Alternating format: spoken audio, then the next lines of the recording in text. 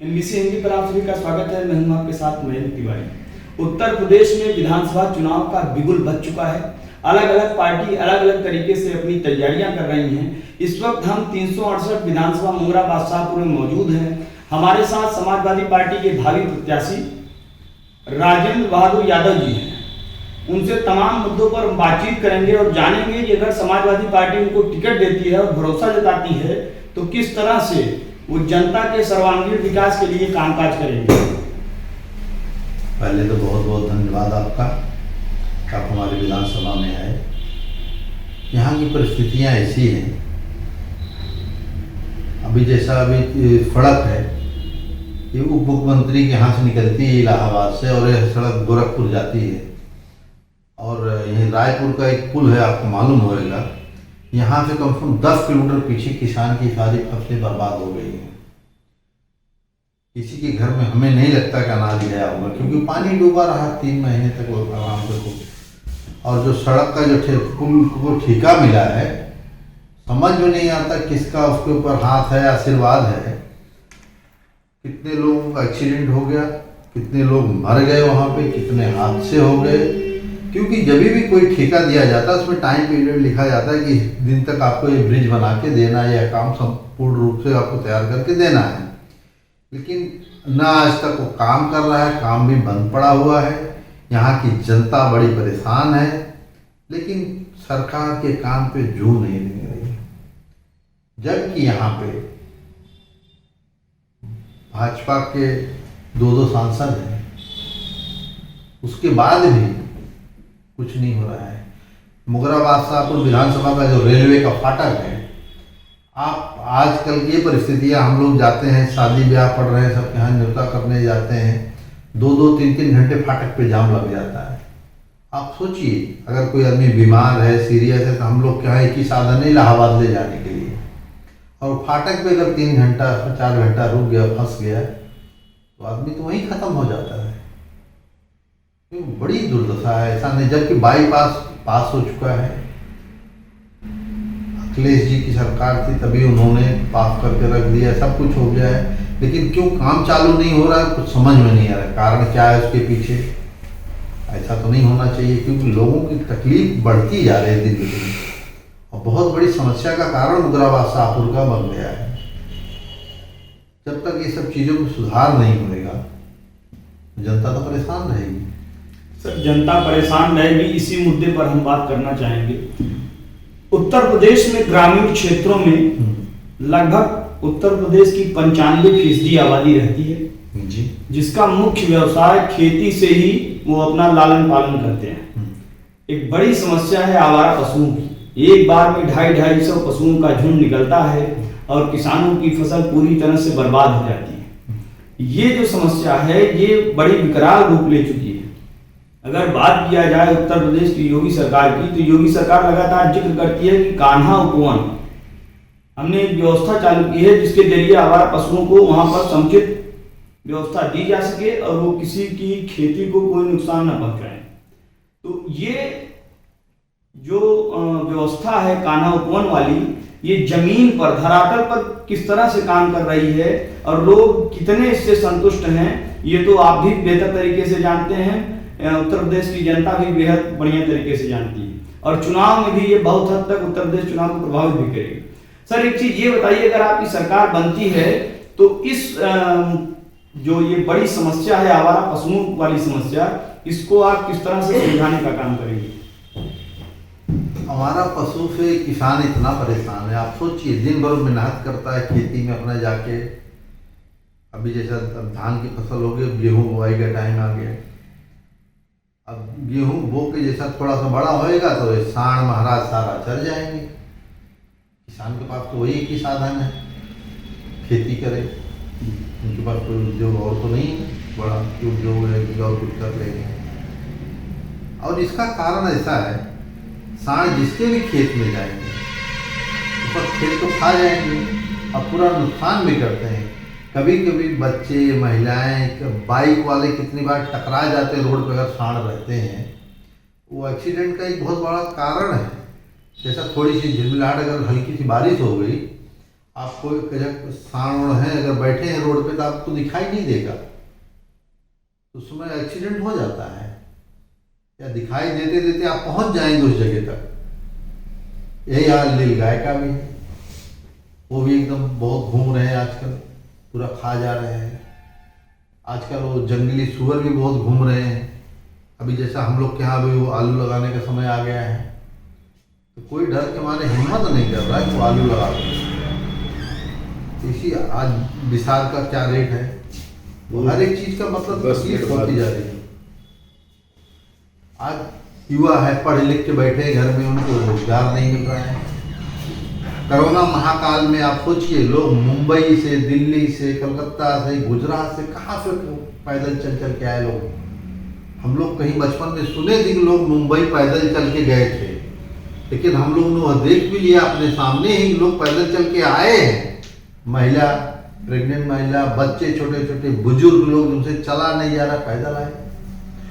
जिस समय सरकार को जनता की मदद करनी चाहिए तो उस समय इन्होंने रेलवे बंद कर दिया, जो बस का साधन था बस को बंद कर दिया, रोड के ऊपर पुलिस बैठा दिया, इन्होंने बैरिकेडिंग कर दिया। लोग अगर कहीं आ जाते थे तो उनको डंडे पड़ते थे, मारा जाता था।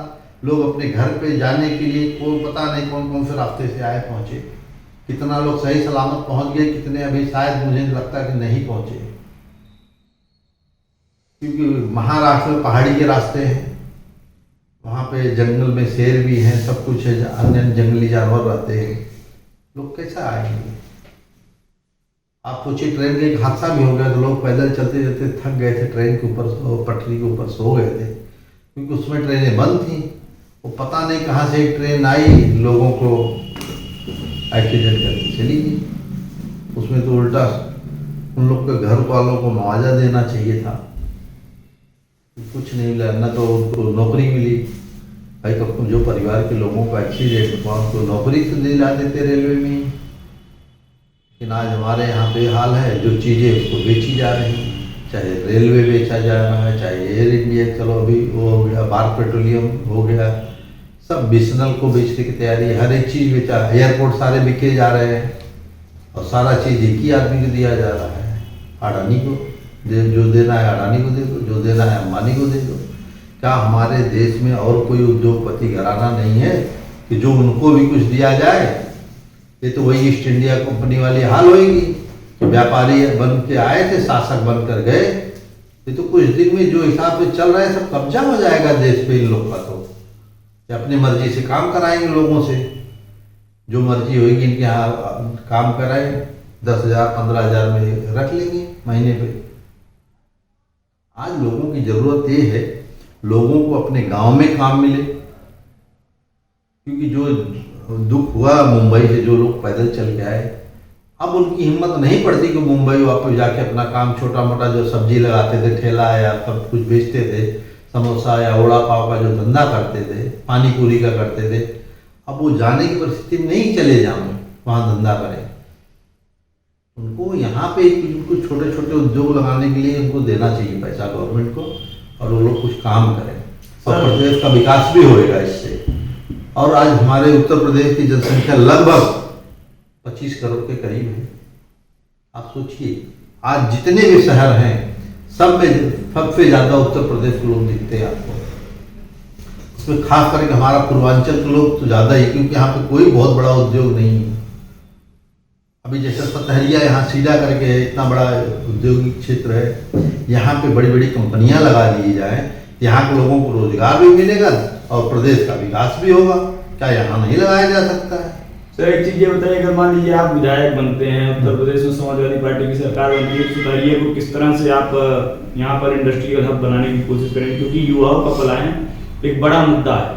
हमारा युवा इसलिए संघर्ष करता है, युवा वर्ग, क्योंकि लगभग 10 से 15,000 रुपए पाने के लिए उसे महानगरों की तरफ पलायन करना पड़ता है। वो बड़ा मुद्दा है, और उसमें अगर देखा जाए तो 10 से 15,000 रुपए अगर वो कहीं से अर्निंग कर रहा है तो कहीं न कहीं उतना लगभग वो उसका वहीं पर निकल जाता है।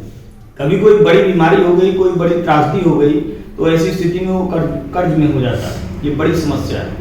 तो इसको रोकने के लिए समाजवादी पार्टी किस तरह से काम करेगी? अगर आप विधायक बने तो आप सतहरिया को किस तरह से विकसित करेंगे, क्योंकि शीर्ष नेतृत्व के कुछ नेताओं से हमारी कई बार बात हुई तो उन्होंने आपका नाम लिया टिकट के लिए कि उनको टिकट मिल सकता है, उनकी दावेदारी अच्छी है, वो समाज के लिए बेहतर तरीके से काम करते हैं। अगर मान लीजिए आप यहाँ के विधायक चुने गए, समाजवादी पार्टी की सरकार बनी, तो सतहरिया को किस तरह से विकसित करने का आप काम करेंगे? देखो, औद्योगिक क्षेत्र है ये सीधा, तो यहाँ हम लोग ये चाहेंगे कंपनियां नई नई खुले। कुछ कंपनियां जब बड़ी एक दो आ जाएंगी, बाद में छोटी कंपनियां भी आ जाएंगी और लोगों को काम मिलना शुरू होगा। हमारा उद्देश्य यही है कि लोगों को यहाँ अगर काम मिलेगा तो जो यहाँ का युवा मुंबई जाता है, दिल्ली जाके काम करते हैं, तो जैसा 10-15 हज़ार रुपये के लिए आपने बताया कि जाते हैं, हमारा उद्देश्य यही है कि लोगों को यहाँ अगर काम मिलेगा तो जो यहाँ का युवा मुंबई जाता है, दिल्ली जाके काम करते हैं, तो जैसा 10-15 हज़ार रुपये के लिए आपने बताया कि जाते हैं, ठीक है, जिसको बड़ा काम करना है या बड़ा कुछ करना है वो ठीक है, शहरों की तरफ जाएं। और लेकिन हमारा जो युवा साथी, अगर उनको यहाँ काम मिलेगा तो मुंबई, दिल्ली, कोलकाता, गुजरात नहीं जाएंगे। प्रतिभा का पलायन हो, ये तो अपने स्तर पर सही है, प्रतिभा का पलायन हो, कोई बाहर जाकर स्तर पर कुछ करे वो बेहतर है, लेकिन 10 से 15 हज़ार रुपए के लिए आप सीधा ही महानगरों की तरफ पलायन कर जाएं और कुछ बचा ना पाए, कभी कोई त्रासदी हो जाए तो आप उससे ज्यादा आपका जो है इन्वेस्ट भी तो हो जाता है। ये बड़ा मुद्दा है, बड़ी समस्या है। इसको हल करने के लिए अगर समाजवादी पार्टी में आप विधायक बनते हैं और समाजवादी पार्टी की सरकार बनती है तो आप किस तरह से काम करेंगे? हम इस तरह से करेंगे जो 10-15 हज़ार रुपये की नौकरी के लिए लोगों को अपना गांव, घर, परिवार छोड़ के, अपने माँ बाप को छोड़ के शहरों की तरफ ना जाना पड़े। इससे दो चीज़ का फायदा होगा, एक तो ग्रामीण क्षेत्र का विकास भी होगा और जो शहरों में आज गर्दी बढ़ रही है, जो वहाँ जनसंख्या इतनी हो रही है, उसका भी थोड़ा सा कंट्रोल होएगा। जो शहरों के ऊपर भार भी पड़ रहा है, ऐसा नहीं कि नहीं पड़ रहा है, आप कहीं न कहीं चर्चा सुनते भी होंगे आप, इस शहरों के ऊपर जो उनकी कैपेसिटी उससे ज़्यादा वहाँ पब्लिक पहले से ही है, तो गांव का विकास होएगा, लोग अपने माँ बाप की भी सेवा कर लेंगे, अपने बीवी बच्चों के साथ भी रहेंगे, अपने घर परिवार में भी रह लेंगे, खेती बाड़ी भी करेंगे, और नौकरी भी उनको छोड़, यहाँ पे जो 10-15 हज़ार रुपये की नौकरी हो आराम से मिल जाएगी, उनको फिर शहरों की तरफ मुँह करके देखना नहीं पड़ेगा। और मुगरा बादशाह विधानसभा ऐसा क्षेत्र है, यहाँ पर रेलवे स्टेशन भी है, 2 नेशनल हाईवे हैं यहाँ पे, और यहाँ से सामान पूरे देश में कहीं पे भी भेजा जा सकता है, किसी चीज़ के लिए तकलीफ नहीं है, और यहाँ 24 घंटे लाइट भी रहती है। अब पूछिए, अगर यहाँ का युवा जाकर मुंबई में विकास कर सकता है, क्या यहाँ अपने क्षेत्र के लिए विकास नहीं कर सकते? अपने क्षेत्र के लिए नहीं काम कर सकते हैं? वो अपना 8 घंटा 10 घंटा जो भी नौकरी करेंगे, उसके साथ साथ अपना घर परिवार भी देख लेंगे। कोई बीमार हुआ, कोई कुछ हुआ, शादी ब्याह, अपने नात बात रिश्तेदार के यहाँ भी जा सकते हैं, हफ्ते में एक छुट्टी तो मिलेगी कम से कम।